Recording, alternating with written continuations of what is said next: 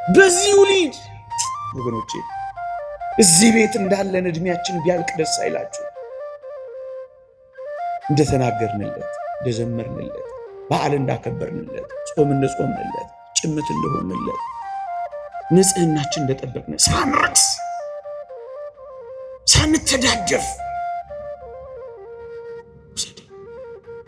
ማርያም በሰላም ሰላምታ እንዴ ቆርቦ የምን ወዲህ ማለት ነው። በዛው መመነን ነው እንጂ መመነን ስላችሁ ስርዓት መያዝም እዚሁ እንዳለ እሱ እንዴት ይወርዳል? አሁን ከዚህ እንዴት ታወርደኛለህ? አታወርደኝ እኮ ነው የሚለው። በቃ አንተ አግኝቻለሁ አታወርደኝ። ምን ትፈልጋላችሁ? እንደዛ ደጅ ምን የቀረባችሁ ነገር ያለ ይመስላችኋል? ቅምጥልነት ነው። ቅምጥልነት ነፍስን ትጎዳለች። ተድላ ደስታ ጥጋብ ነው። ከመንግስተ ሰማያት ታስቀራለች፣ ታዘናጋለች። ምን ቀረብን ብላችሁ ነው ክርስቶስን ካገኛችሁ በኋላ እንደገና ወደ ዓለም ትሄዱት? አታውርደኝ ማለት ይሄኔ ነው ወገኖቼ። እሱን ካዩ ከቀመሱ በኋላ ብዙዎቹ ቅዱሳን የሚመለሱ እንዳይመስሏችሁ። በዛው እኛንን ገባ ወጣ ማለት የለመድነው፣ እኛንን መጣ ቀረት ማለት የጀመርነው፣ እኛንን በከፊል ክርስትናን የምንኖረው፣ እኛንን አስመሳዮች በቀሚሱ ውስጥ፣ በነጠላ ውስጥ፣ በስብከት ውስጥ፣ በመዝሙር ውስጥ አስመሳዮች ይመስሉ፣ በቆብ ውስጥ፣ በአስኬማ ውስጥ አስመሳይ ይመስሉ እንጂ ዋናዎቹ ከጀመሩ አይመለሱ። ሙሴን ላስታውሳችሁ ወይስ ቅዱስ ዮሐንስ መጥምቅን ላስታውሳችሁ? ሙሴ ሐመልማል ከነበልባል፣ ሐመልማሉ ነበልባሉ ሳያጠፋው፣ ነበልባሉ ሐመልማሉን ሳያቃጥለው በዚያ በደብረ ሲና ካየ በኋላ ሊቃውንት እንደሚነግሩን ወደ ቤቱ አልተመለሰም፣ ወደ ትዳሩ አልተመለሰም። ወዴት? በዛው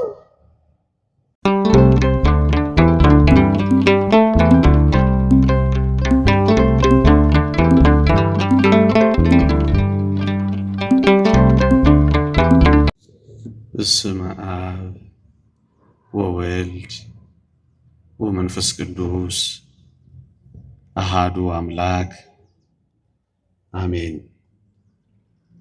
ክቡራን አበው ካህናት፣ ሊቃውንተ ቤተ ክርስቲያን፣ መምህራነ ወንጌል፣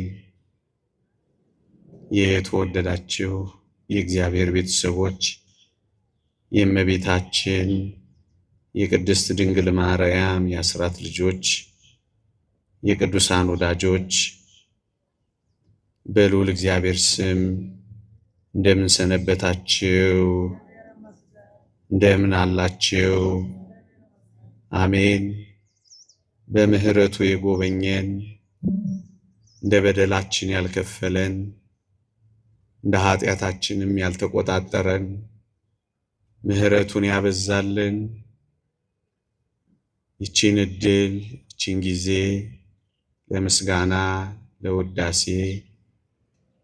ስሙን እንድንጠራ ቃሉንም እንድንሰማ የሰበሰበን የአባቶቻችን አምላክ የእኛም አምላክ ልዑል እግዚአብሔር ዘላለማዊ ስሙ የተመሰገነ ይሁን። ለቀደምት አበው ለነቢያት፣ ለቅዱሳን ሐዋርያት፣ ለሐዋርያውያን አበው፣ ለሊቃውንት፣ ለአባቶቻችን የገለጸውን ምስጢር ጥበብ ለሁላችንም ይግለጽልን። ከዚህች ዕለት በረከት ረድኤት ለሁላችንም ያሳትፈን። ከኔ ጋር እንደ እግዚአብሔር ቅዱስ ፈቃድ ለጥቂት ደቂቃዎች የምንቆይበት ርዕሳችን አታውርደኝ በሚል ርዕስ ይሆናል። እንዲህ ያለ ሐሳብ የምታገኙት ጌታችን መድኃኒታችን ኢየሱስ ክርስቶስ ከደቀ መዛሙርቱ ሦስቱን ይዞ ወደ ደብረ ታቦር በወጣ ጊዜ ነበር። በዚያም አምላክነቱን ገለጸላቸው።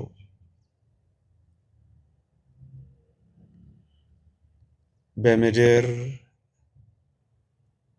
ነቢይ ነው፣ ከነቢያት አንዱ ነው፣ እንደውም ኤልያስ ሳይሆን አይቀርም፣ የዮሴፍ ልጅ ነው። ብቻ በምድር ከተራራው ታች ማለቴ ነው በክርስቶስ ላይ የነበረው ሐሜት የትየለሌ ነበረ።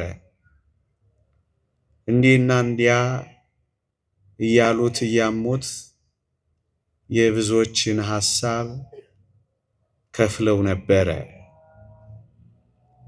እናም እዚያም እያለ ከተራራው ስር የአይሁድ ወሬ ብዙ ነበረ። አሁን እንዳልኳችሁ እንደውም ጌታችን ደቀ መዛሙርቱን እናንተስ እኔን ማን ትሉኛላችሁ ብሎ ጠይቋቸው ነበረ። ከደቀ መዛሙርቱም ሊቀ ሐዋርያቱ ቅዱስ ጴጥሮስ አንተ ክርስቶስ የሕያው የእግዚአብሔር ልጅ ነህ ብሎ በመመስከሩ ብፁዕ ተብሎ ተሹሞ ተሸልሞ ክብር አግኝቶ ነበረ። ወልድ ዋሕድ ብላ ለምታምን ለአንዲቷ ለክርስቶስ ቤተ ክርስቲያን ክርስቶስ የሰጠው ሽልማት ነበረ። በቅዱስ ጴጥሮስ በኩል ለቤተ ክርስቲያን የሰጠው ማዕረግ ነበረ። ያንን ሊያረጋግጥላቸው ነው። ደግሞም ፈተናውን ሊያርቅላቸው ነው ከፍ ወዳለው ተራራ ይዟቸው የወጣው። በዚያም መልኩ የለበሰው ልብስ ብርሃን በብርሃን ተጥለቀለቀ። አጣቢ ከሚያነጻው በላይ ነጭ ሆነ። በፊቱ መቆም አልቻሉም፣ ወደቁ። ያን ጊዜ ነበር ከሰማይ አንድ ምስጢር የተሰማው። ልክ ነው፣ ይህ የምታዩት በአጭር ቁመት በጠባብ ደረት የተገለጠው እውነት ነው፣ የምወደው ልጄ ነው አላቸው። አይሁድ ያስታውሳሉ፣ በደብረ ሲና ባሪያዬ ሙሴ ሲል ሰምተው ነበር። አሁን ግን ባሪያዬ የሚል ስም አልተሰማም። የምወደው ልጄ የሚል ድምፅ ተሰማ። ስለዚህ አሁን በፊታቸው ያለው ልጅ ነው፣ የባህሪ ልጅ። እንደ ሙሴ በቤቱ ባሪያ የሆነ አይደለም። አሁን ይሄ በፊታቸው ያለው ራሱ ባለቤቱ ነው። እናም ወደዚህ ከፍታን ያመጣቸው እና ወደዚህ ወደማይነገር ምስጢር ነው ያደረሳቸው። እንደውም አንድ ሊቅ ምን ይላል? የዘላለም ሕይወት፣ በዘላለም ሕይወት ውስጥ የምንኖረውን ሕይወት እፍታውን ነው የገለጸላቸው ይላል። ጥቂቱን ነው ያሳያቸው ይላል። በዛች በደብረ ታቦር ታዲያ አብ በደመና ሲመሰክር ጌታችንም እንደዚያ ባስደናቂ ሁኔታ ሲያየው ቅዱስ ጴጥሮስ አንድ ነገር ጮክ ብሎ መሰከረ። በዚህ መሆን ለኛ መልካም ነው አለ። እሱን ቃል ነው ትንሽ ቀየር ያረኩት እኔ። በዚህ እንሁን፣ ከተራራው አታውርደን፣ በሚል ሐሳብ ትንሽ የገለጽኩት። ቅዱስ ጴጥሮስ እንደሱ ያለ ይመስላል። እባክህን ከዚህ ከፍታ አታውርደን፣ እባክህን ከዚህ ልዕልና ዝቅ አታድርገን፣ እባክህን ከዚህ ማዕረግ ወደሚያንስ ሕይወት አታውርደን፣ እባክህን አንተን ካየንባት ከዚች ቦታ ደግሞ ወደዛ የአይሁድን ግርማና ፍርሃት ወደምናይባት አታውርደን። እንደዚህ ያለ ይመስላል ቅዱስ ጴጥሮስ። በዛው መሆን ፈልጓል። እንደውም ታስታውሱ ከሆነ አንዱን ለአንተ፣ አንዱን ለሙሴ፣ አንዱን ለኤልያስ ቤት እንስራና እዚሁ ካንተ ጋር እንኑራ፣ እባክህ አታውርደን። እኛ ድንኳን ለመስራት አንታክትም፣ እባክህ ቤት እንስራልህና ካንተ ጋር እንኑራ ብሎ የለመነው ይመስላል። አታውርደን። በዚህ መሆን ለኛ መልካም ነዋ ያለው ነው ቅዱስ ጴጥሮስ። እዛ መቆየት፣ እዛ መኖር፣ እዛው መቅረት የፈለገ ይመስላል ቅዱስ ጴጥሮስ። የተወደዳችሁ ክርስቲያኖች እውነቱን ነው። ከዚህ ከፍታ ወደሚያስገርም ዝቅታ የጌታችንን ፊት ከማየት እንደገና የአይሁድን ፊት ማየት ከዚህ ጣፋጭ ብርሃን እንደገና ወደ አይሁድ የጨለማ መንደር ለምን ይወርዳል? አታውርደኝ ይበላዋ። ታስታውሱ ከሆነ ቅድም እንዳልኩት 3 ዳስ ልስራልህ እያለው ግድ ብሎታል። የተወደዳችሁ ክርስቲያኖች ለራሱ ደግሞም ለወንድሞቹና ለጓደኞቹ ግን ቤት ስለመስራት ያሰበ አይመስልም ቅዱስ ጴጥሮስ። ላንተ ለናንተ ማለት ቻለ እንጂ ለኔ ደግሞም ለወገኔ ያለ ሞግት ሲገባና አየውም ወገኖቼ። አዎ ወደዚህ የከፍታ ሕይወት፣ ወደዚህ የልዕልና ሕይወት፣ ወደዚህ ወደ ታላቁ የተመስጦ ሕይወት ሲገቡና ሲደርሱ የተወደዳችሁ ክርስቲያኖች ለኔ ማለት ያቆማሉ።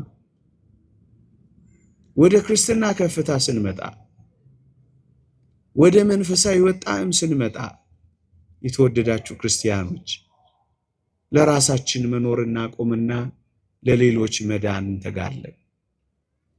ከራሳችን እንወጣና ወደ ሌሎች መገስገስ እንጀምራለን። የኛ ሳይሆን የሚያሳስበን የሌሎች ያስጨንቀን ይጀምራል። የሱ አለመኖር አይደለም ግድ የሚለው፣ የሌሎች ግን አለማረፍ ይጨንቀዋል። ወደ መንፈሳዊ ሕይወት ከፍታ ጌታችን ወደ ወጣበት ተራራ የሚወጡ አገልጋዮች፣ የሚወጡ ክርስቲያኖች ወደዚህ ሕይወት ነው የሚገቡት። ለኔ ማለት ያቆማሉ። እንደውም ቅዱስ ጴጥሮስ ቤት ባይኖረኝስ የሚል ይመስላል። አንተ ቤት ይኑርህ እንጂ፣ ያንተ የሆኑት ማደሪያ ይኖራቸው እንጂ እኔ ቤት ባይኖረኝስ፣ እኔ እደጅ ባድርስ፣ እኔ ባይመቸኝስ የሚል አይመስላችሁ? ወደዚህ ከፍታ የሚመጡ ሰዎች፣ ወደዚህ የክርስቲያናዊ ወጣም የሚመጡ ሰዎች አያችሁ፣ ባይመቻቸው፣ ባይደላቸው፣ ባይሞቃቸው፣ የሚጠጉበት ታዛ፣ የሚሸሸጉበት ዋሻ ባይኖራቸውም የነሱ እረፍት የሌሎች ማረፍ ነው። ወደዚህ ከፍታ መጥተዋል። እኔ ከማለት ወጥተዋል። በፍቅር ህይወት መኖር ይጀምራሉ። ፍቅር እኔን ይድላኝ አይልማ። ወገኖቼ ለምንድን ነው አሁን ብዙዎቻችን በግለኝነት ተጠምደን በእኔነት ታስረን እንዲህ መከራ ስንበላ ምንኖረው ካላችሁኝ፣ ወደዚህ ከፍታ መውጣት ስላቃተን፣ ወደዚህ የመንፈሳዊ ህይወት ልዕልና መምጣት ስላልቻለን ነው። ራሳችንን ክደን ለጌታችን ገና መኖር ስላልጀመርን ነው። ወደ ክርስትና ህይወት ጣዕምና ከፍታ መውጣት ስላልጀመርን እታች ስለሆንን ነው ወገኖቼ። ወደዚህ ህይወት የገባ ሰው ስለ ጊዜያዊ ድሎቱ፣ ስለ ጊዜያዊ ምቾቱ እጅግ የሚያስበው አይኖርም ወገኖቼ። ብቻ ክርስቲያኖች ይላቸው እንጂ ብሎ ያስባል። ከሱነቱ እየወጣ ወደ ሌሎች ይገሰግሳል። እውነተኛ ክርስቲያን ወደ መሆን ይመጣል። እውነተኛ ክርስቲያን እውነተኛ ፍቅር አለው። እውነተኛ ፍቅር ያለው ደግሞ እኔን ይድላኝ ማለት ያቆማል። ወደዚህ ከፍታ መውጣት። ክርስቲያኖች ወደዚህ ከፍታ እንድንመጣ ነው ወንጌል የሚሰበከው። ሰውን ሁሉ እንድናፈቅር፣ ዘርን፣ ከለርን፣ ነገድን፣ ቋንቋን ሳንቆጥር ሁሉን እንድንወድ፣ እኔ ማለት እንድናውቀው፣ ላንተ ማለት እንድንጀምር ወደዚህ ከፍታ መጥቻለሁ። አታውርደኝ ማለት የሚገባው ይሄኔ ነው ወገኖቼ። እዩት፣ ባይመቸው ደጅ ባይኖር ቢያድርም ቤት ባይኖረው ስለ ሌሎች ግን መትጋት ይጀምራል። የእውነተኛ ክርስቲያን መገለጫው ይሄ ነው ወገኖቼ። እኔ ማለት ያቆማል። የክርስትና ጥልቅ ትምህርት የገባው ሰው በዚህ ህይወት ውስጥ ሰላም ያገኛል። መጽሐፍ ቅዱስ እንዲህ ይላል፣ ባልንጀራ ካንተ ይልቅ እንዲሻል በትህትና ቁጠር ይላል። በክርስቶስ ኢየሱስ ዘንድ የነበረው ይህ ሐሳብ በእናንተ ዘንድ ደግሞ ይሁን። ባልንጀራ ካንተ ይልቅ እንዲሻል በትህትና ቁጠር ይላል። ዓለምን የማሸነፊያዋ የከፍታ ትምህርት የጌታችን ይህች ናት። ባልንጀራ ካንተ ይልቅ እንዲሻል በትህትና ቁጠር። ባልንጀራህን አስበልጥ። ወገኖቼ ይህ ዓለም ለምን የሚቀራደድ ይመስላችኋል? ወደዚህ ከፍታ መምጣት ስላልቻለ አይመስላችሁ? ለምንድን ነው እስካሁን የምንገዳደለው? ለምንድን ነው ዓለም እስካሁን የጦር መሳሪያ ቅነሳ እንዳለው ያልተሳካለት? ለምንድን ነው እስካሁን ጉልበተኛ ይበዛው? ለምንድን ነው አፍሪካ በአምባገነኖች የምትዋጠው? ለምንድን ነው ውድድርና ፉክክር ብቻ የሆነው? ወደዚህ የጥልቀት ከፍታ ውስጥ ስላልመጣ።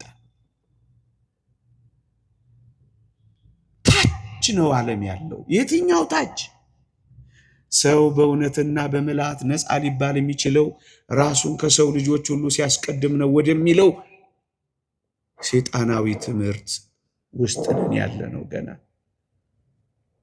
እውነተኛ ወደ ሆነ ወደ ጌታችን ትምህርትና ህይወት ገና ስላልደረስን ነው። እዚህ ህይወት ውስጥ የደረሱ ሰዎች አይወዳደሩ። እዚህ ህይወት ውስጥ የገቡ ሰዎች አይፎካከሩ። እዚህ ህይወት ውስጥ የገቡ ሰዎች አይለካኩም። እዚህ ህይወት ውስጥ እዚህ ልዕልና ውስጥ የገቡ ሰዎች ለኔ አይሉ።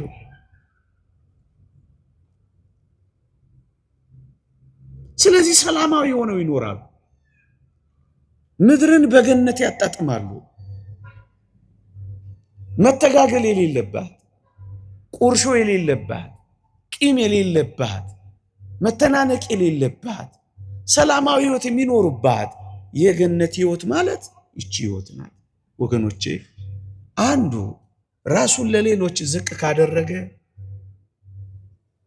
በዚያ ውስጥ ኩርፊያ የለም፣ በዚያ ውስጥ ምቀኝነት የለም፣ በዚያ ውስጥ መቆጣት የለም፣ በዚያ ውስጥ ኃይለኝነት የለም፣ በዚያ ውስጥ መተት የለም፣ በዚያ ውስጥ ድግምት የለም። በዚያ ውስጥ ማጥቃት መጠቃቃት የለም። በዚያ ውስጥ ሴራ የለም። ሰላም ብቻ ነው ያለው። አንዱ ስለሌላ በጥልቀት ማሰብ ሲጀምር ወደዚህ ከፍታ ነው የሚመጣው። ቅደም አይደለም አስቀድም። ቅደም የኢቮሉሽን ቲዮሪ ምድር የሚመራበት ነው። አስቀድም የጌታችን ትምህርት ነው። ይሄ ከፍታና ልዕልና ያለበት ያልኳቸው ወደዚህ ህይወት እስክንመጣ ድረስ ነው እኛ የሚያስፈልገው። ወገኖቼ ጥቂት ማሳያዎችን በዚህ ረገድ እስኪ ላሳያችሁ። ቅዱስ ጴጥሮስና ቅዱስ ዮሐንስን ላሳያችሁ። ራሱ ቅዱስ ጴጥሮስ ከተራራው ከወረደ በኋላ 3 ዳስ ካልሰራውልህ ብሎ እንዳልታገለ 3 ጊዜ ካደ። ታስታውሳላችሁ ወገኖቼ። እዚህ ያመነውን ጌታ እታች ወርደን እንዳንክደው አታውርደን ማለት የሚጠቅመው ለዚህ ነው ወገኖቼ። ብዙዎች ወደ እምነት ከፍታ ከመጣን በኋላ ወደ ክህደት ወርድ የሚገጥመን ለዚህ ነው። ለዚህ ነው አታውርደን ማለት የሚጠቅመው። አታውርደኝ የሚለው እኮ ለዚህ ነው ምእመናን። እና ቅዱስ ጴጥሮስ እና ቅዱስ ዮሐንስ በንስሐ ከተመለሰ በኋላ ቅዱስ ጴጥሮስ ጌታችን ከሙታን መካከል ከተነሳ በኋላ ወደ መቃብሩ መገስገስ ጀመሩ። ማርያም መግደላዊት ጌታ ተነስቷል ብላቸው ታስታውሳላችሁ። ቅዱስ ዮሐንስ ወጣትም ስለሆነ ፈጣንም ስለሆነ ቀደም ቀደም እያለ ይሄዳል። ቅዱስ ጴጥሮስ ደግሞ ከኋላ ከኋላ ይሄዳል። እና አንድ መምህር አንድ ሊቅ ምን ይላል? እዩዋቸው እነዚህ ደቀ መዛሙርት የደረሱበትን ከፍታ ተረዷቸው። ቅዱስ ዮሐንስ ቅዱስ ጴጥሮስ ክዶ ስለነበረ የትም ቆይቶ ስለመጣ ቅዱስ ዮሐንስ ቅዱስ ጴጥሮስን አልናቀው። ቅዱስ ጴጥሮስም ቅዱስ ዮሐንስ በሚያሳየው ትጋት፣ በጀመረው ፍጥነት፣ በሚሄደው መሮጥ ቅዱስ ጴጥሮስ ደግሞ በቅዱስ ዮሐንስ ምቀኝነት አልተሰማቸውም። ያኛው አልናቀው ከርሞ የመጣ ነው ብሎ፣ ይሄኛው ደግሞ አልተመቀኘውም። የየድርሻቸውን ብቻ ያቅማቸውን ብቻ ይሰራሉ እንጂ ያለ። አዎ እዚህ ውስጥ ምን ውድድር አለ ወገኖቼ? እዚህ ውስጥ ምን ፉክክር አለ? እዚህ ውስጥ ምን አቅም ማሳየት አለ? እዚህ ውስጥ ምን መለካካት አለ ወገኖቼ? አያቸው ወደዚህ ከፍታ የሚመጡ ሰዎች ቅድም እንዳልኳቸው ውድድር፣ ፉክክር የለም፣ አይታሰብም ወገኖቼ። ስንቶች ተፎካክረን፣ ስንቶች ተለካክተን፣ ስንቶች መደቋቆስ ጀምረን እንዴ! እንኳን በውጩ በውስጡ ይኸው በፉክክር አልቀን የለ። እኔ ልደመጥ በሚሉ ድምጾች መካከል ብዙዎቻችን አዝነን የለ። እኔ ልምራ፣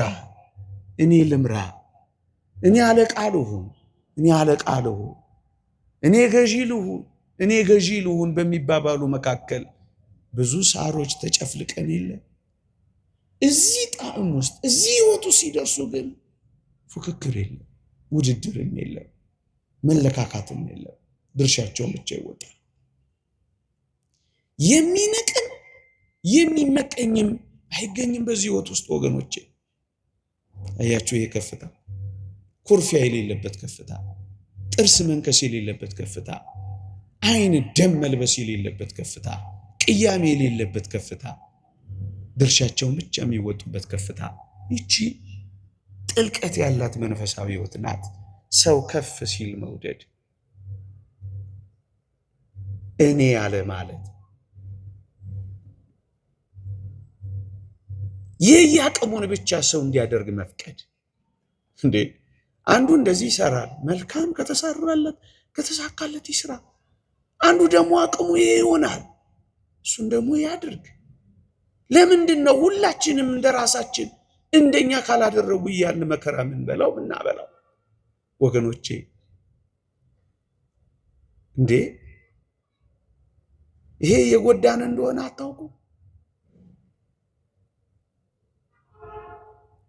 አባቶቻችን እንደሚሉት የአንድ ቤት ጣሪያ በሳር የአንድ ቤት ጎጆ ጣሪያ በሳር የሚሰሩ ሰዎች ሳር አይሻሙም ይላል።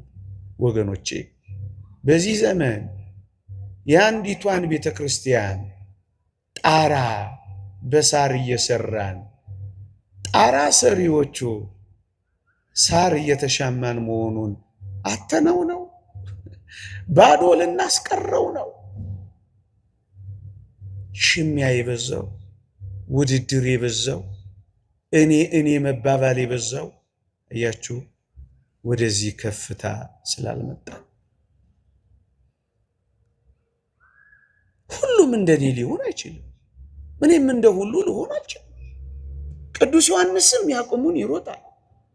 ቅዱስ ጴጥሮስም እንደተሰጠው ጸጋ ያደርጋል። በቃ ያ በመፍጠኑ ሊኮረኮም አይገባም። ይሄም በመዘግየቱ ሊቃለል አይገባም። በጸጋቸው ያገለግላሉ። እንደውም አንድ ሊቅ ምን ይላል? ቅዱስ ጴጥሮስ አልክድህም ብሎ 3 ጊዜ ስለካደው ልቡ በጌታችን ፍቅር ቆስሎ ነበር ይላል። ለዚህ ነው ቅዱስ ጴጥሮስ እፍረት ስለተሰማው ፈጠን ብሎ መሄድ ያቃተው ይላል እንጂ መፍጠን አቅቶት አይደለም ይላል። አዎ አንዳንዶች የልብ ሸክም ኖሯቸው ዝም ያሉ ሊኖሩ ይችላሉ እኮ። ዝም ያሉ እንዴ መናገር እየቻሉ ዝም ያሉ። መቃብሩ ጋር ሲደርሱ ግን ምን እንዳደረገ ታውቃላችሁ? ቅዱስ ዮሐንስ ቆመና ቅድሚያውን ለቅዱስ ጴጥሮስ ሰጠ። በቃ እኮ ነው። የምን መቀዳደም ነው? የምን መበላለጥ ነው? የምን መፎካከር ነው? ወገኖች አሁን ያለን በቤተ ክርስቲያን ውስጥ ያለን ሸክም አይበቃ ነው? እኔም ተነስቼ ሌላ ሸክም ልጫንበት፣ ያም ተነስቶ ሌላ ሸክም ይጫንበት። ይሄ ትውልድ ያለው ሸክም አይበቃው? ማለፍ የከበደው ሸክም አላንገዳገደው? እኔ ደግሞ ሸክም የምሆንበት?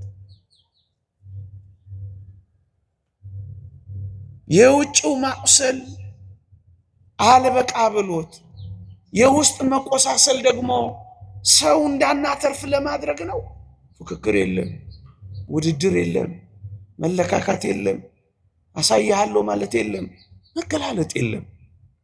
ያቅማቸውን ብቻ ያደርጋሉ፣ ድርሻቸውን ብቻ ይወጣሉ። ወደዚህ ከፍታ የደረሱ ወደዚህ ልዕልና የደረሱ የተወደዳችሁ ክርስቲያኖች፣ ለዚህ ነው አታውርደኝ የሚባለው። ልስራልህ ስራልኝ አይደለም፣ ላርግልህ አርግልኝ አይደለም፣ ልስጥህ አምጣልኝ አይደለም፣ ለአንተ የኔ አይደለም። ምን አይነት ጥልቀት! ቃላት መግለጽ አቅቶኝ ማብራራትም ሳልችል ህይወቱም ስለሌለኝ እንጂ የክርስትና ማዕከላዊ ህይወት ያለው እዚህ ትምህርት ውስጥ ባልንጀራ ካንተ ይልቅ እንዲሻል በትህትና ቁጥር ውስጥ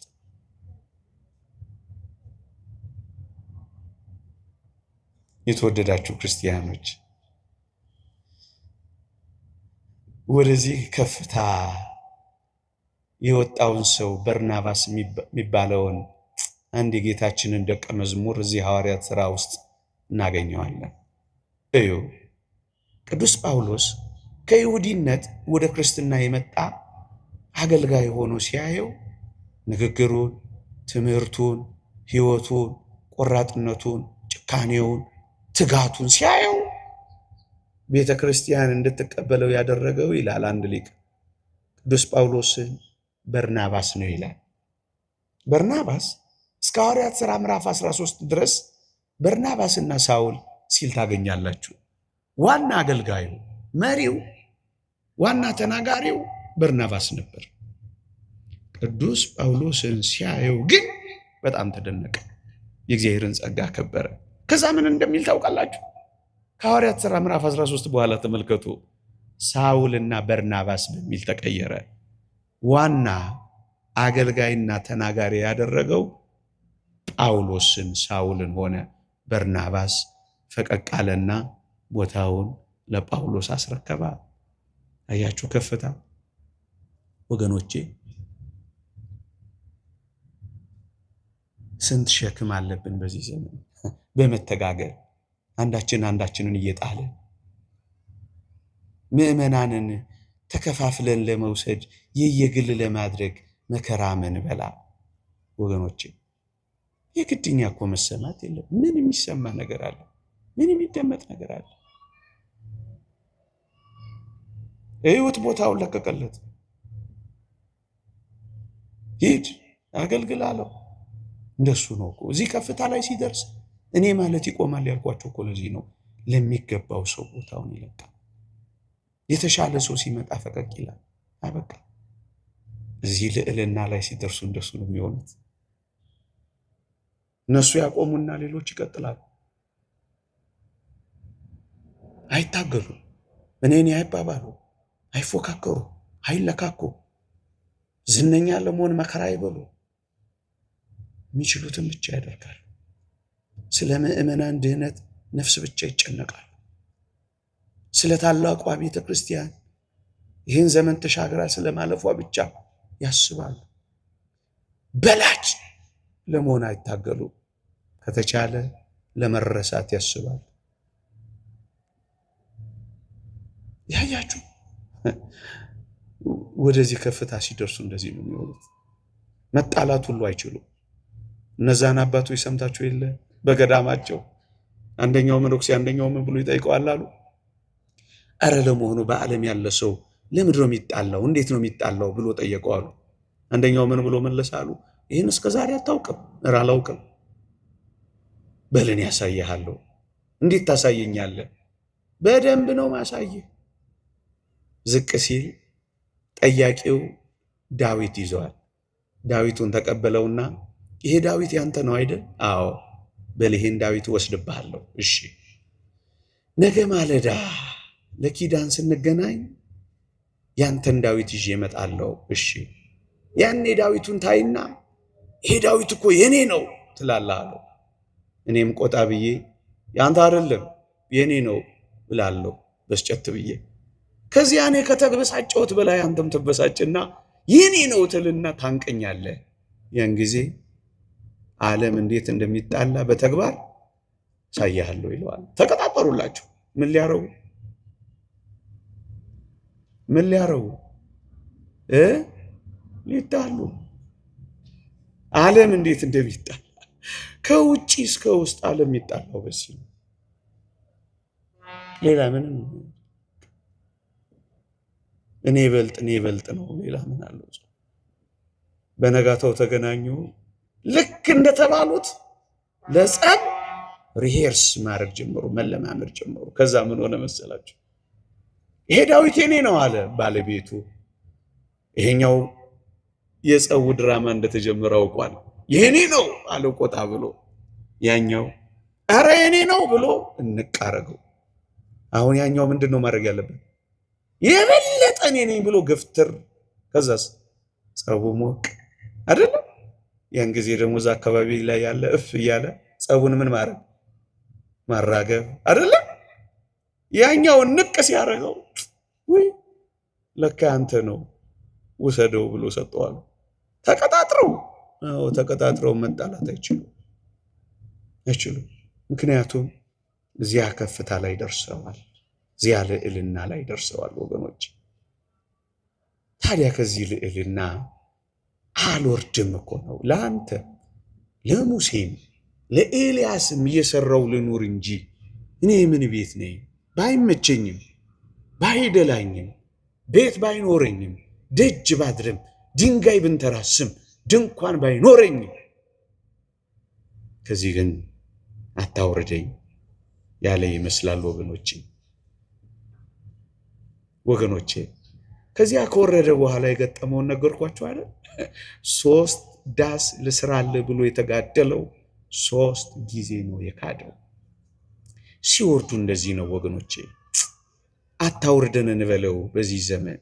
እንዴት አይነት አታውርደን ታስታውሳላችሁ? በዚያ በደብረ ታቦር አብሬ ካንተ ጋር ካልኖርኩ ተብሎ ተለምኗል ጌታችን። ከእሱ ጋር እንዲኖሩ ለምነውታል ሐዋርያት ሦስቱ ደቀ መዛሙርት። አብሬ ልኖር በዚህ መሆን ለእኔ መልካም ነው ብሎ ጮሆ ነበረ። ታስታውሳላችሁ?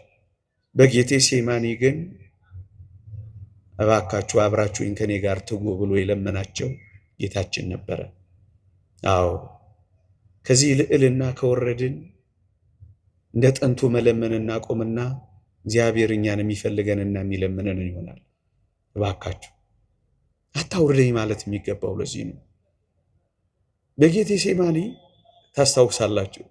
ከኔ ጋር ጥቂት ጊዜ ልትተጉ አልቻላችሁም አትፈልጉም ምን ብሏቸው ነበር። ጌታችንም ሲያዝ በትንትን ብለው ትተውት ነበር ወገኖቼ። እዚያ በደብረ ታቦር አብሬ ልኖር፣ እታች በጌቴ ሴማኒ ግን አላውቅህም ብሎ መካድ። በቀያፋ ግቢ የምትይውን አላውቀውም የሚል ይመስላል። አሁን እዚህ ልኑር ያለ ሰው ወዳጆቼ፣ ከዚህ ቤት ከወጣችሁ፣ ከዚህ ልዕልና ህይወት ከተለያችሁ ይሄ ፈተና ነው የሚገጥመን። ለዚህ ነው አታውርደን የምንለው። ቀያፋ ቤት ያለው ፈተና፣ እዚያ ግቢ ውስጥ ያለው መጠራጠር፣ እዚያ ውርጅብኝ ውስጥ ያለው ፍርሃት አምላካችንን አላውቀውም እንዳያስብለን ጌታ ሆይ አታውርደን። በዚያ በጌቴ ሴማኒ ብቻህን እንዳልተውህ እንደማላውቅህ እንዳልቆጠር ዘምሬ እንደማያውቅ ሰው እንዳልዘፍን አታውርደኝ። አመስግኜ እንዚያ እንደ ቀያፋ ግቢ መራራ የሆነ መከራ ሲገጥመኝ እንዳላማረረ ከዚህ የምስጋና ከፍታ አታውርደኝ ማለቱ እንደሱ አታውርደኝ። እዚያ ተራራው ላይ ደብረ ታቦር ታስታውሳላችሁ? ሐዋርያት ነበር የወደቁት። በዚያ በጌቴ ሴማኒ ግን የወደቁት ሐዋርያት አልነበረ። ሐዋርያት ተኝተው ክርስቶስ ግን ደጋግሞ ሲወድቅ ነበር ወገኖቼ። በዚያ የወደቃችሁለትን አምላክ ታች ደግሞ እንዳትጥሉት። ለዚህ ነው አታውርደኝ ማለት የሚያስፈልገው ወገኖቼ። እዚህ ጠብር ግፍ እያላችሁ ትሰግዱለታላችሁ። እዚህ ጉልበታችሁን እያማታችሁ ትንበረከኩለታላችሁ። እዚህ በጭምትነት ታመልኩታላችሁ።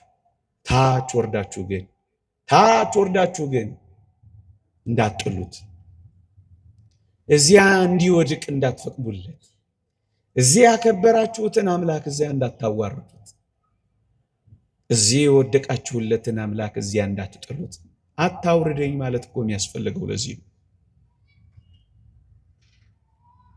እዚህ ከፍ ያደረጋችሁትን አምላክ እዚያ በአንዳንድ ደካሞች ውስጥ እንደማያውቀው እንዳትሆኑ። ኧረ እኔ አላውቀው ይታይችው አንተ ከሱ ጋር ነበር እኔ እንዳትሉ፣ እንደማያውቁት እንዳትሆኑ፣ እንዳልቀመሳችሁት፣ እንዳልዘመራችሁለት፣ እንዳላመሰገናችሁት፣ ጣዕሙን እንዳልቀመሳችሁ፣ ህይወቱን እንዳላያችሁ እንዳትሆኑ። ለዚህ ነው አታውርደኝ የሚባለው። እዚያ እኮ ነቅተው ይነጋገራሉ። በጌቴ ሴማኒ ግን ሲቀሰቀሱ ራሱ መስማት እንኳን አልፈለጉም። የተወደዳችሁ ክርስቲያኖች እዚህ የነቃችሁ እዚያ ሄዳችሁ እንዳትተኙ፣ እዚያ ክፋት ውስጥ እንዳትተኙ። አታውርደኝ ማለት እኮ ለዚህ ነው። ካንተ ጋር እያመሰገንኩ ልኖር፣ ማህሌትህ ላይ ልኖር፣ ቅዳሴህ ላይ ልኖር፣ ጉባኤ ላይ ልኖር፣ ዕጣንህን እያሸተትኩ ልኖር። እንዲህ ካለው ተመስጦ፣ እንዲህ ካለው ኪዳን፣ እንዲህ ካለው ቅዳሴ፣ እንዲህ ካለው በዓል አታውርደኝ። እዚሁ ልሙት፣ አታውርደኝ።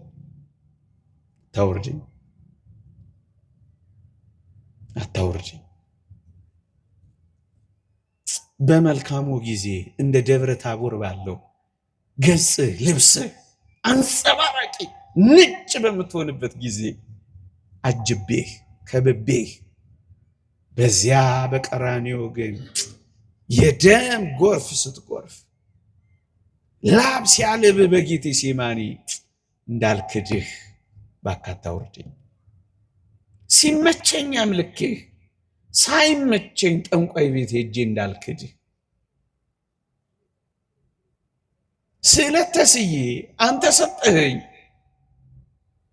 ከሰጠኸኝ ካንተ በላይ የሰጠኸኝን አስበልጬ አንተን እንዳላሳዝነ ጌታዬ ሆይ እባክህ ከዚህ አታውርደኝ፣ ከዚህ ህይወት አታውጣኝ፣ ከዚህ ህይወት አታውጣኝ። እዚያ ተራራው ላይ በፍቅርህ ቆስዬ እዚያ ተራራው ላይ አንተን በማሰብ ታምሜ ወደ ዓለም ስገባ ከታመምኩበት ያንተ ፍቅር እንዳትፈውሰኝ፣ ሌላ ፍቅር እቺ ዓለም እንዳትሰጠኝ እባክህን ከዚህ ተራራ ላይ አታውርደኝ፣ አታውርደኝ። የፊትህን ደም ሳይችላ እንዳልልህ እንደማያውቅህ ብቻህን እንዳልተውህ ታውርደኝ። በብዙ በሚያስፈራሩ ሰዎች መካከል አላውቅህም ብዬ ጀርባህን እንዳልሰጥ ከሩቅ እንዳላይህ አጠገብህ ሆኜ እንዳልተደነቅኩብህ እንደማያውቅህ ችላ እንዳልልህ አምላኬ ሆይ ከዚህ ህይወት አታውርደኝ፣ ከዚህ ልዕልና ዝቅ አታርገኝ። ንጽህናዬን በርኩሰት ምጥል አታድርገኝ፣ ጭምትነቴን በተናጋሪነት አትለውጠኝ። እባክህ ከዚህማ አታውርደኝ። እዚህ የተጋሁትን እዚያ ወርጄ እንቅልፋም አታድርገኝ። እዚህ ሰጪ ሆኜ እዛ ወርጄ ንፉግ አታድርገኝ። እዚህ ሁሉን ወድጄ እዛ መንደር ውስጥ ገብቼ ዘረኛም አታድርገኝ። ሁሉን አፍቃሪ አድርገኝ፣ አታውርደኝ። እንደዚህ ነው እያሉ የሚመስሉት። አታውርደኝ፣ አታውርደኝ። የተወደዳችሁ ክርስቲያኖች ልክ ነው። አንዳንድ ተቃራኒ የሚመስልበት ጊዜ አለ። ክርስትና በእነዚህ ተቃራኒ ዘመናትም ጭምር ክርስትናን አጽንቶ መቆየት ማንነትም ጠብቆ መቆየት ነው ወገኖቼ። በየትኛው ተቃራኒ? በደብረ ታቦር በጌቴሴማኒ ምንዋ? ደብረ ታቦር ምንድነው? ብርሃን። ጌቴሴማኒስ ጨለማ። በሁለቱም ግን ለእግዚአብሔር ሳይቀያየሩ መኖር፣ በጊዜውም ያለ ጊዜውም፣ በጤናም በበሽታ፣ በማግኘትም በማጣትም፣ በመቆምም በመውደቅም፣ በከፍታም በዝቅታም፣ በመኖርም ባለመኖርም የእግዚአብሔር ብቻ ሆኖ መኖር። ይህ አለመውረድ እኮ ነው ወገኖች። በየትኛውም ተቃራኒ የህይወት ምህዋር ውስጥ ሳይለዋወጥ መኖር ነው ክርስትና። ያው ኢየሱስ ክርስቶስ ትላንትም ዛሬም ለእስከ ዘላለምም ያው እንደሆነ ክርስቲያንም ያው ነው። ቢሞቅ ቢቀዘቅዝ ያው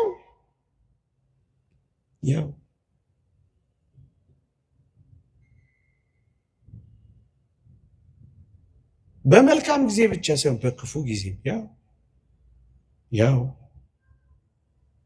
ምክንያቱም የፊቱን ብርሃን እንዳየን በዚያ በጌቴሴማኒ ደግሞ ላብና ወዝ እናያለን፣ ደም እናያለን። የምወደው ልጄ የሚለውን ድምፅ እንደሰማን አባቴ ሆይ የሚል ድምፅ ደግሞ እንሰማለን። ሲቃ እንሰማለን፣ ሲቃ እንሰማለን። ቅድም እንዳልኳችሁ በደብረ ታቦር እነሱ ወድቀዋል።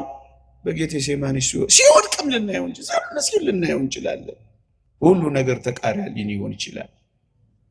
ብቻውን የሚተውበት አጃቢ ሁሉ የሚጠፋበት፣ ምናልባት ገጸ ብሩ ሲሆን ሲኖር አጃቢ ሊበዛ ይችላል። ልክ እዚያ እንደ ደብረ ታቦር ብቻህን ስትሆን ያ ብሩ ገጽታ ሲጠፋ፣ ማዲያት ሲበላ እጅ ሲሻክር፣ እድሜ ሲያረጅ ውበት ሲጠፋ፣ ካንተ ጋር የሚሆነው እግዚአብሔር ብቻ ሲሆን ያን ጊዜም እዚህ ህይወት አታውርደኝ። የተወደዳችሁ ክርስቲያኖች ወደዚህ አሁን ቅድም ወዳልኳችሁ ከፍታ የሚወጡ ሰዎች ዓለም ታንስባቸዋለች። አሁን ለምንድን ነው እኛ በውጭም በውስጥም የምንባላው ካላችሁኝ፣ ዓለም ገዝፋብን ነው። እንደ ትልቁም ነገር አድርገን ቆጥረናት ነው። ለዚህ ነው ዓለም የምታንስባቸው ሰዎች ወይም የመንፈሳዊው ልዕልናና ጣዕም የእግዚአብሔርን ፍቅር የዘላለማዊ ቤት ሕይወት በትክክል የተረዱ ያመኑ ሳያገኟት እንዳገኟት አድርገው የቀመሷት ያጣጣሟት ዓለምን ይንቃል፣ በዓለም ያለውን ይተዋል። አሞኒዮስ አውሳቢዮስ እንደተናገሩት ለቅዱሳን ያላቸው ጥሪት አንድ ነው፣ እሱም ኢየሱስ ክርስቶስ ነው ብለው እንደተናገሩት ዓለምን ይተዋል። ወደዚህ ከፍታ ሲመጡ ዓለም ታንስባቸዋለች። ለዚህ ነው አታውርደኝ የሚለው። አሁን ዓለምን አስበልጠናል። ስለዚህ ብዙዎቻችን የክርስቶስን ትእዛዛት ስንሽር ምንም አልመሰለንም። ምክንያቱም ዓለምና በዓለም ያለው ሁሉ በላጭ እንደሆነ አድርገነዋል። እግዚአብሔርን ብናስበልጠውማ ይህን ሁሉ መከራ የትና እናንሰማ ነበር። እግዚአብሔር ቢበልጥማ በእኛ ልብ ውስጥ እንገዛለት ነበር፣ ትእዛዙን እናከብር ነበር፣ በእሱ መንገድ እንሄድ ነበር። ምክንያቱም አስበልጠነዋል። አሁን ግን ዓለም በልጣ እሷን ለማግኘት በእሷ ኃያል ለመሆን፣ በእሷ ብርቱ ለመሆን፣ በእሷ ባለጸጋ ለመሆን፣ በእሷ ውብ ለመሆን እሷን ለማግኘት እንተናነቃለን ያለ ነው።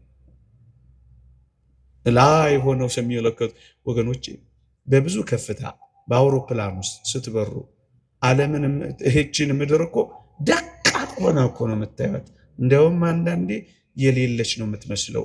በ28,000 ከፍታ ላይ ስትበሩ እንደሱ ነው።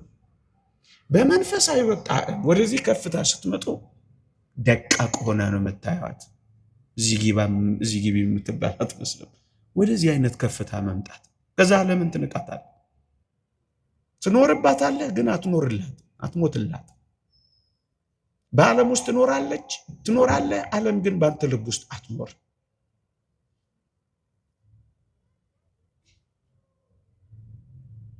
የጠገበች ነፍስ የማር ወለላን ትረግጣለች።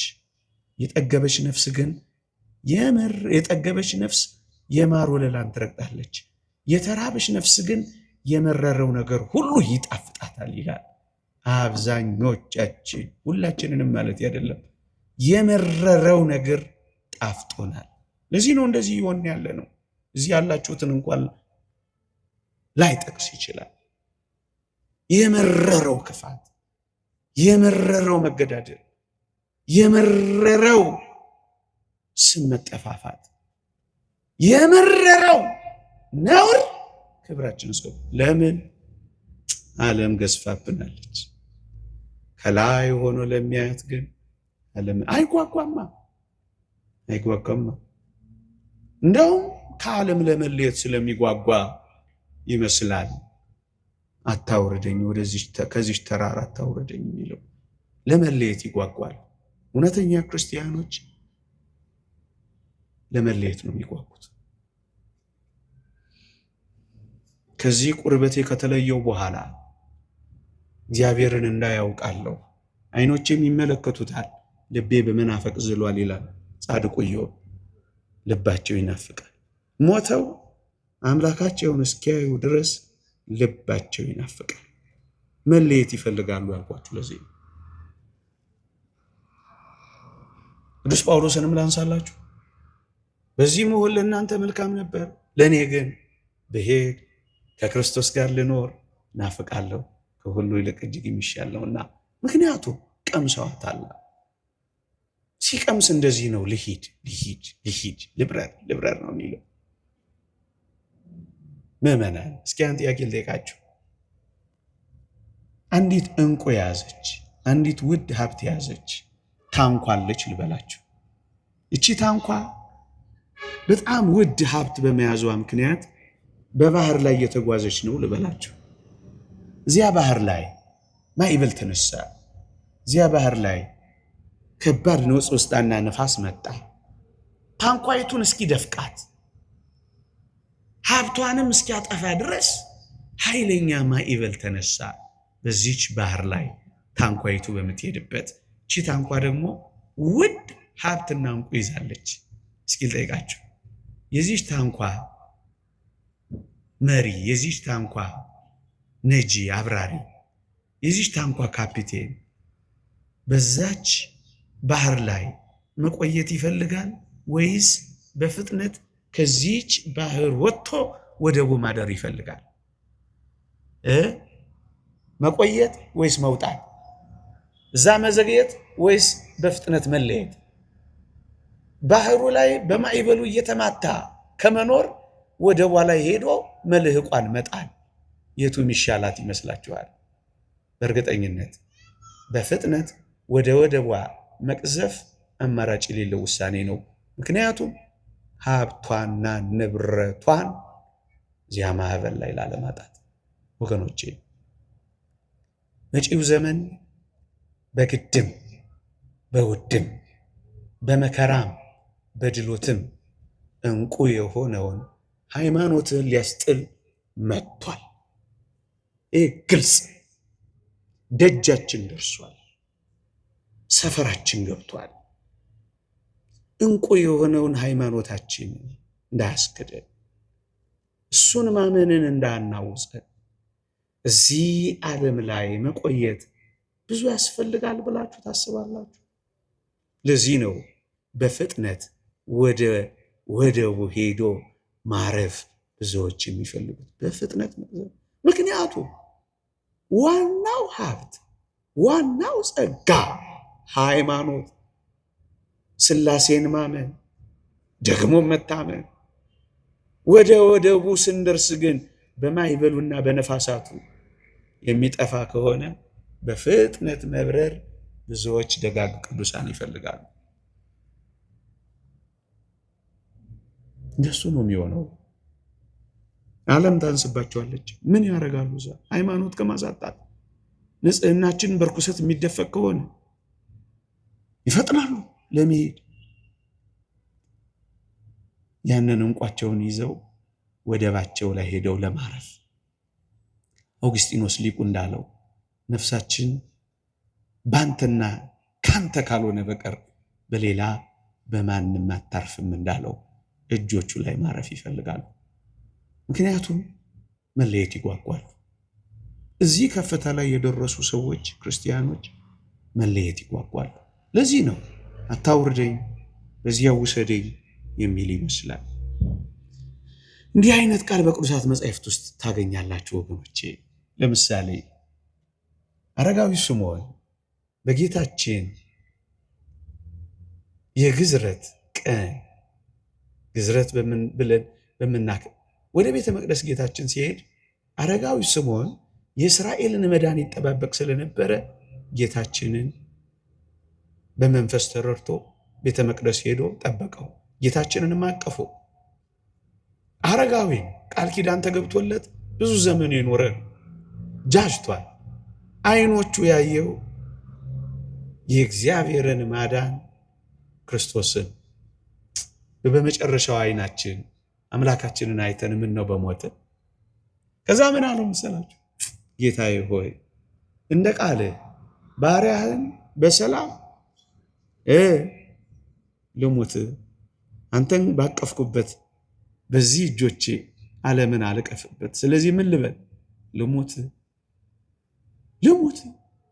አንተን ባሸተትኩበት መዓዛህን ባወደኝ በዚህ ሽታ መካከል በቃ ላብቃ። እንደቆረብኩ ልሙት፣ እንደዘመርኩልህ ልሙት፣ እንደሰበክኩልህ ልሙት፣ ማህሌት እንደቆምኩልህ ልሙት፣ እንዳስቀደስኩልህ ልሙት። እንደዚህ የሚል አይመስላችሁ? አንተን ካገኘው በኋላ ሌላ ምን እጨምርበታለሁ? አልውረድ፣ ውሰድ። ከዚህ በኋላ እንደገና ወደ ዓለም አታስገባኝ፣ አሰናብተኝ፣ ልሙት ማለት ደግሞ ቁርባን መመነን ያስከትላል ብላችሁ እንዳትረጉሙብኝ። በዚያው አግብቶ ሌላ መጨመር ምንድን ነው? በዚያው በአንድ ሌላ ማምጣት ምንድን ነው? በዚያው ነው ሄደው አልተመለሰም። ይሄን ምስጢር ካየ በኋላ ለምን ይወርዳል? ቅዱስ ጴጥሮስም እንደዚህ ያለ ይመስላል። አታውርደኝ። ለምን ይወርዳል? ለምን ትሄዳላችሁ? የት አዳራሽ ነው የምትሄዱት? ይሄን ከመሰለ መቅደስ ወጣችሁ ሌላ አዳራሽ፣ ይሄን የመሰለ ቅዳሴ የት ታገኛላችሁ? ዓለም ላይ ብትፈልጉ እንኳን አይደለም ራሱን ተመሳሳዩን አታገኙ። ሃይ ኮፒው በቻይና ይሰራል። የመንፈስ ቅዱስ የት ትወርዳላችሁ? ከዚህ ጨዋነት፣ ከዚህ ጭምትነት፣ ከዚህ ትህትና፣ ከዚህ ራስን መካድ፣ ከዚህ ዝቅታ ይዝቅታ የማን እንዴት ይመለሳል? እመቤታችን ቅድስት ድንግል ማርያምን አሁን አንዳንዶች ጌታን ከወለደች በኋላ ልጆች ትወልዳለች ብለው ሲያሟት እንሰማለን። ለሐሜት ያነሳ ነው። እኛስ በደንብ ገብቶን ነው የምናምነው። ግን እስኪ ልጠይቃችሁ፣ ሙሴ እንኳን ሳይቀር ወደ ቤቱ ካልተመለሰ፣ በምሳሌው እንኳን ከተራራው ወርዶ እንደገና ወደ ኑሮ ካልገባ፣ የተወደደች ቅድስት ድንግል ማርያም ጌታችንን ከወለደች በኋላ እንደገና ወደ ሌላ ህይወት፣ እንደገና ሌላ ልጅ ወደ መውለድ እንደገና ትወርዳለች ብላችሁ ታስባላችሁ? ወገኖቼ እንዴት ያለ ድፍረት በአንዳንዶች ዘንድ ይስተጋባል መሰላችሁ? ለዚህ እኮ ነው በዛው የቀጠለችው ዘላለማዊ ድንግል የሆነችው በአስደናቂ ልዕልናና ህይወት። ማን ጫፏ ሊነካት ይችላል? ማን እንዴ ተጠብቃ መኖር ወደዛው ምትሄድ እንኳን አይደለም እሷ። ይህን ምስጢር ያዩ እነ ሙሴ ደግሞ በአዲስ ኪዳን መጥምቀ መለኮት ቅዱስ ዮሐንስ ሕፃን ፀንሳ አምላኳን ተሸክማ ወደ ቤቱ ስትሄድ አገኛት። በማይፀን ሆኖ ዘለለ። አስደናቂውን ማህሌት ቆመ። ልጇንም እሷንም አከበረ። ከዛስ አልኖረም ይላሉ ሊቃውንት። ወዴት ሄደ? ወደ በረሃ። ወገኖች ክርስትና እኮ እንደዚህ ወደ ጭምትነት ወደ ዝም ሲገባን ስናውቀው ጮክ ብሎ ማውራት ሁሉ እንዴት መሳደብ ይቻላል? ሰው እንዴት ወንድምን ማመናጨቅ እንኳን ይቻላል? እንኳን መጥላት፣ እንኳን መስደብ፣ እንኳን ደካማ ጎንን ማጉላት ማውጣት። አይመለሱም ያልኳቸው እኮ ለዚህ ነው። ነገር የለ ደምድመው ጨርሰው በላይ ሲወጡ ምናልባት ሰምታችሁ ከሆነ በላይ ሲወጡ ወደ ከፍታ ሲመጡ በተለይ በእነ አባቶቻችን እና አባ መቃርዮስ ሕይወት ያየነው ፀሐይ ትኑር አትኑር እስከማያውቁ ድረስ ይሆናሉ። በአስደናቂ ብርሃናዊ ሕይወቱ ስለሚመላለሱ ምን ብለው ይጠይቃሉ አሉ። አንዳንዶች እንግዶችን ሲያገኙ ፀሐይ እንደ በፊቱ እንደወትሮ አለች ብለው ይጠይቃሉ አሉ። በፀሐይ ውስጥ እየኖሩ ፀሐይ መኖሯን እንኳን አያውቁ። እነሱ አስደናቂ ፀሐይ ውስጥ ነው የሚኖሩት። በአስደናቂ ብርሃን ውስጥ ማንም ሊቀርበው በማይችለው ብርሃን ውስጥ ስለሚመላለሱ ፀሐይ ትኑር አትኑር እነሱ ምናቸውም አይደለም፣ ምናችንም አይሆንም፣ ምናችንም አይደለም። የዓለም ሀብቷ ምኗችንም አይደለም። ውበቷ ማማለሏ ከፍታ ውስጥ የገቡ አታውርደኝ ብለው የሚጮፉ ሴት ይሁኑ ወንድ ይሁኑ መለየት ሁሉ እስከማይችሉ ድረስ ወደዚህ ከፍታ ይወጣሉ። ታዲያ ወደዚህ ከፍታ ከወጡ በኋላ አይወርዱም፣ በፍጹም አይወርዱም። ለዚህ ነው እኛም አታውርደን ማለት የሚያስፈልገን። እስኪ አንድ ጥያቄ ልጠይቃቸው። አሁን በገነት ያሉ በዚያ በአጸደ ነፍስ የሚኖሩ ቅዱሳንን ንጹሐንን እስኪ አንድ ጥያቄ ልጠይቃቸው። አሁን እኔና እናንተ ተፈቅዶልን ኑ ውረዱና ከኛ ጋር ኑሩ ብንላቸው ይመጡ ይመስሏችኋል? አልሰማችሁኝም? ይወርዳሉ? ይመጣሉ? ነፍሳችሁ እንኳን አትነግራችሁ? አይመጡም። ምን ልናደርግ ነው የምንወርደው እናንተ ነው እንጂ የሚሉ አይመስላችሁ? አይመጡም። አሁን እኛ እዚህ መቁረጥ ነው የምንፈልገው። አይገርማችሁም? አይመጡም። እነሱ እና ውረድ ብትሉት አይመጡም፣ አይወርዱም። ይልቅ እኛ ወደ ከፍታው መውጣት እንጀምር እና ውረድ ቢባሉ አይወርዱም። አንድ እውነተኛ ታሪክ በአባቶች መጽሐፍ ያገኘሁትን ነግሬያችሁ ላብቃ። ልጁ የመነኮሳትን የጸጥተኝነት ህይወት፣ የጭምትነት ህይወት፣ የተጋድሎ ህይወት፣ በክርስቶስ ፍቅር እየተቃጠሉ የመኖር ህይወት፣ ምድረ በዳውን ቅድስተ ቅዱሳን አድርጎ የመዘመር ህይወት አየና በጣም የባለጸጋ ልጅ ነው። በጣም አንደኛ የሆነ የዛ ሀገር የባለጸጋ ልጅ ነው። ከአባቱ ብልጽግና ይልቅ የእነዚህን ሰዎች የሥነ ምግባር ብልጽግና አየና በሕይወታቸው ተመስጦ ከእነሱ ጋር ገዳም ገባ። ከጥቂት ዓመታት በኋላ ባለጸጋ አባቱ ሞተና ለዚህ ወጣኒ መነኩሴ ጀማሪ መናኝ መልእክት ተላከበት። ምንም ባለጸጋው አባትህ ሞቷልና ናና ሀብቱን ውረስ ብለው ላኩበታል። ይህ ወጣኔ መነኩሴ አስገራሚ መልስ መለሰላቸው። ምን አላቸው? አታውቁም እንዴ አባቴ ከመሞቱ ከረጅም ዓመት በፊት እኮ እኔ ምን ብያለሁ? ሞቻለሁ። ሕያው አይደለሁም፣ ለክርስቶስ ሞቻለሁ። ና ውረድ አሉት። አታውቁም እንዴ? አልወርድም። እኔ ምን ብያለሁ? ና ውረድ ይላችኋል ያለ እኔ አልወርድም በሉት። ከዚህ አያወርደን። አሜን።